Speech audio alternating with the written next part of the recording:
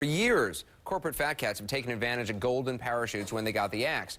But those fat severance packages, and we're talking multi-million-dollar packages in some cases, these packages that have cushioned the blow in their fall from the top may owe a lot to you, the American investor.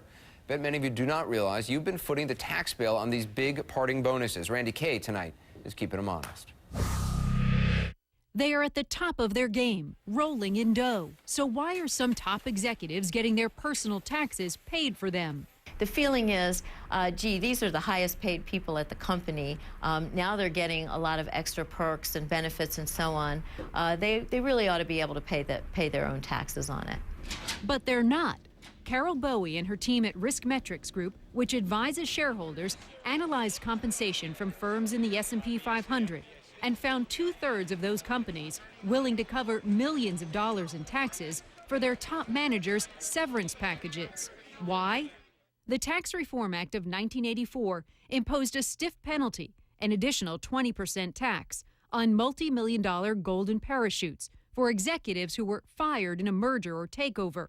The companies believe offering to pay this tax helps them attract top talent, but it's the shareholders who are left holding the bill for executives as they're being shown the door. Instead of the executive paying the tax on these excessive parachute payments, the companies end up paying it, and which means essentially that shareholders are paying it. So it's really become, in a way, a tax on shareholders.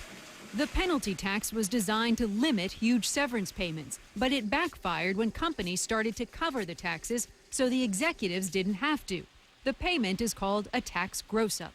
Tax gross-ups definitely can exceed the amount of executive salaries. In our study, according to the numbers that we saw, the average gross-up was over $13 million just for the gross-up alone. When Circuit City's CEO lost his job last year, the company agreed to pay $1.6 million in taxes on his $3.6 million severance package. So the CEO didn't have to pay any taxes at all.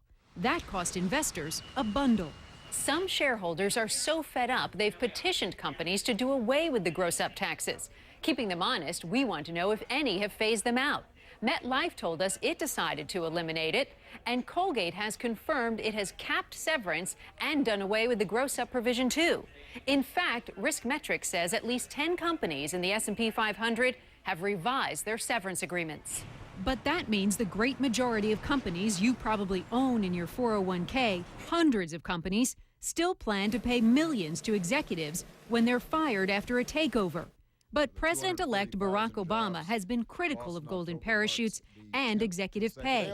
In 2007, he introduced a bill that would allow shareholders to vote on CEO pay. With Obama in the White House, top executives may need to dust off their checkbooks. Randy Kay, CNN, New York. Randy Kay keeping them honest tonight. Coming up.